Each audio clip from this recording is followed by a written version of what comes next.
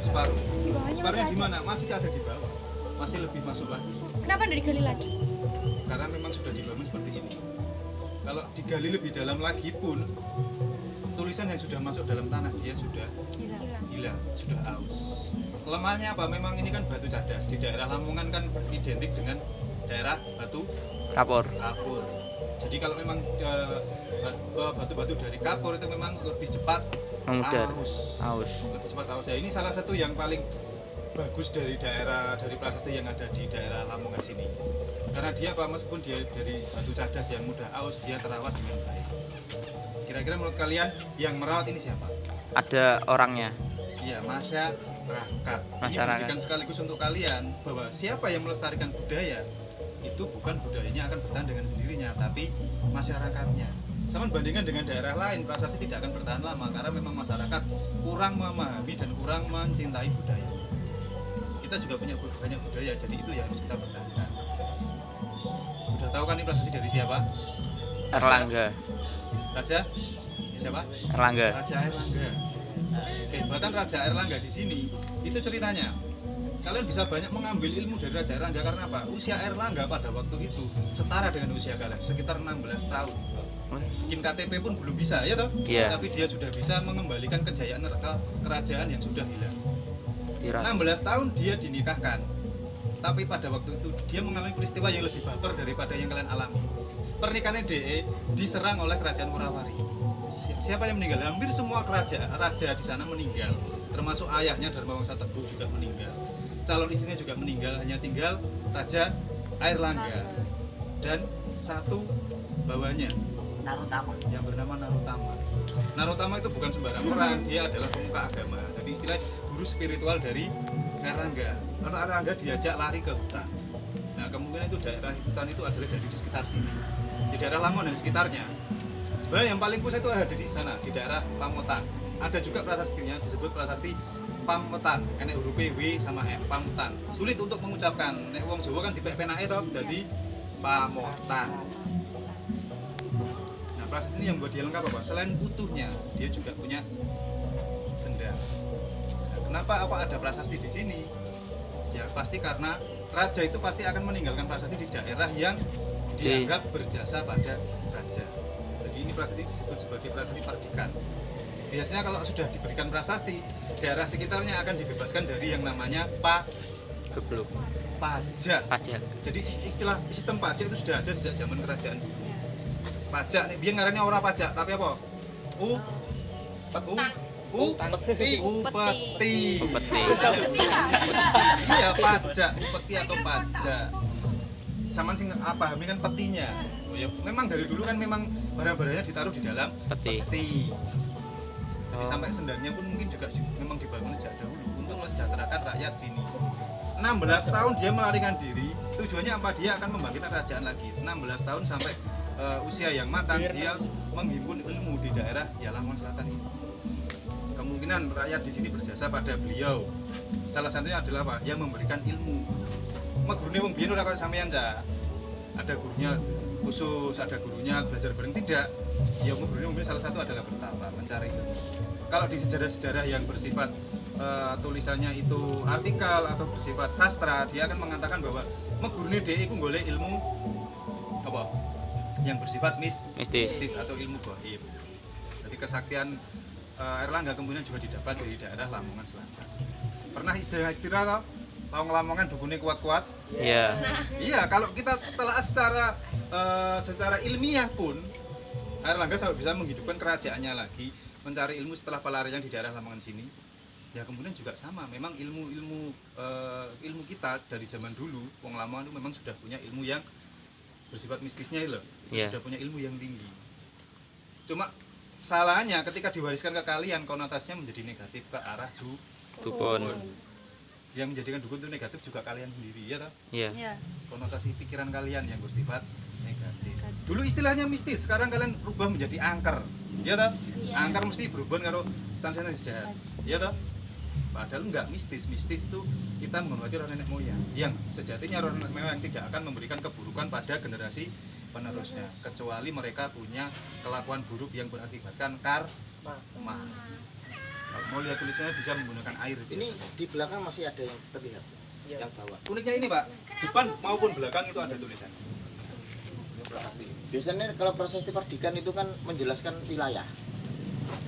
Ini namanya Pardikan. Tanah Sima. Tanah Sima. Andri ini emang dikasih. Dulu ada tulisannya bagaimana, Pak? Iya dari Mas Haji. Wujud ada ya itu wujud apa namanya menghargai Tulisan leluhur. Masih ada tulisannya, Pak? nama Oh itu di situ. Masih disebut masih Nimba. Jadi ini kan jeneng di Istilahnya Ndaje. Daerahnya sekitar sini kan namanya juga Sendang Rejo. Berarti menunjukkan bahwa daerah sini itu daerahnya Seng Rejo. Rejo kan artinya Rame. Jadi yakin ramai? Iya, Makmur. bedanya prasasti di Jawa Timur dengan di luar sebelumnya itu bedanya gini. Kalau di luar mungkin yang kamu ingat prasasti Tugu, pernah dengar ya? Prasasti Kebun Kopi, ya, prasasti Jumpa, jangan pernah dengar ya, masih ingat ya? Nah itu sih, itu menjelaskan tentang prasasti Jumpa itu menjelaskan tentang raja. Jadi Istilah raja dan kesalahan apa namanya raja ini memberikan apa?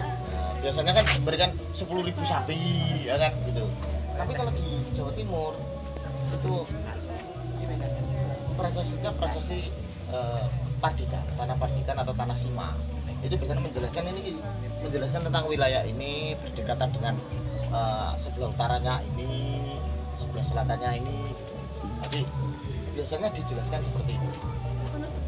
Jadi bukan ada di belakang, lihat bisa dilihat di belakang masih terlihat. Hati-hati ya, Ada sama tulisannya, Pak, di belakang. ada. Ada, tadi saya cari tulisannya. ini loh ada. Jauh nggak kelihatan ya, Pak? Ini loh, ya kelihatan ya masih. Nah, ini berarti pakai tulisan apa Palawa? Masih Palawa? Bahasa Kawi. Kawi ya, sudah Kawi. Jadi Kawi atau Jawa kuno sama. Jawa kuno. Kan bergeser gitu dari Palawa Kawi ke Jawa. Tapi kok tak kira tulisan biasa, tak kira mau. Hurufnya huruf Palawa, bahasanya bahasa. Nah, sebenarnya gini. Mungkin ini di apa? Pak Andri yang apa? Jurnalis ya? Jurnalis itu. Ini bentuk tulisan sebenarnya. Kan abadi kan? Nah, kalau kamu pengen ya tulisan. Kalau sekarang pakai selfie kan. Kalau dulu kan pakai relief. Jurnalistik itu kan apa? Fotonya jurnalistik dulu. Kalau ini kan bukunya jurnalistik dulu. Oh, paham. Nah, Versi kedua setelah ini, setelah batu apa? Pakai buku dulu ditulis di mana? Di kayu. kayu bisa dan terus yang paling umum Kulit. serat, serat, bata najawi dan sebagainya ditulis di atas daun tar, lontar. Emang daun apa? Saya daun lontar sih doang ya. Emang kalau pernah kau buru ya biasanya terus itu ana sing pajangan dibuka sih. lho sret Saya muter-muter ya kan gitu. Ya, lontar biasanya kan akeh siji dua kan ketika sret ngene iki per paragraf ngono lho. Oh, tahu. terus dulu orang dulu juga pintar. Sama ngerti ini hiasan nang ngene Borobudur sing kopring. Ditaleni ngono ku. Iya. Taleni bergaris-garis taleni terus dipahat gambar Borobudur ngerti? Iya. Dulu buat buku juga seperti itu, kayak belarak taleni pinggir-pinggire. Oh, Berbelarak alah. satu kalimat. Ya, jadi kayak nggih buku manual sebenarnya. Jadi ini kan zamannya Erlangga ya. Jadi sebelum Erlangga itu kan Koran nih jenenge. Erlangga itu orang mana? Orang Bali. Karena orang Bali. Orang Bali Erlangga itu. Kalau dilihat secara bahasa, air langga itu air yang melompat. Air hias air langga mana? Itu Surabaya. Surabaya apa tuh? kenapa? Universitas jarang Indonesia. Erlangga. Duh, iya, sebentar pun kan belum selesai ceritanya.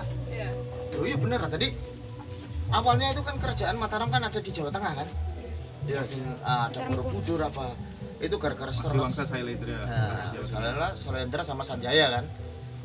Itu waktu diserang sama Sriwijaya dan Gunung Meletus itu kan banyak kita Busindok aja.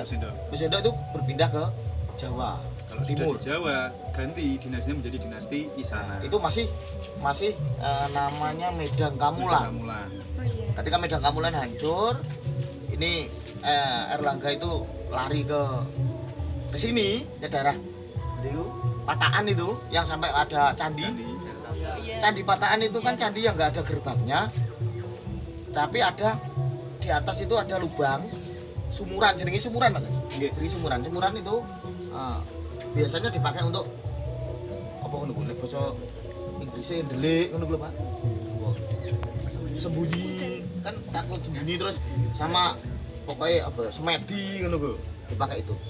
Terus Cuacanya nggak mendukung. setelah itu kan membentuk kekuatan lagi untuk menjadikan satu kerajaan kan.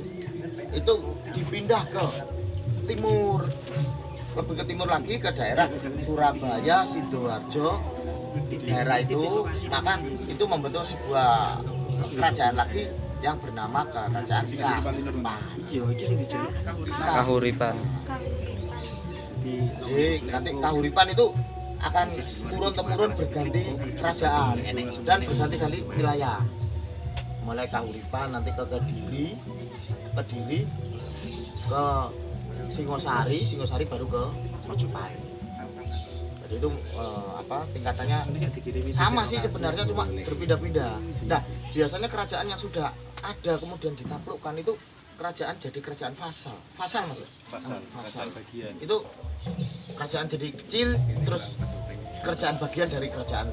Seperti ada Kerajaan dalam kerajaan. ada kecamatan. Nah itu jadi gitu.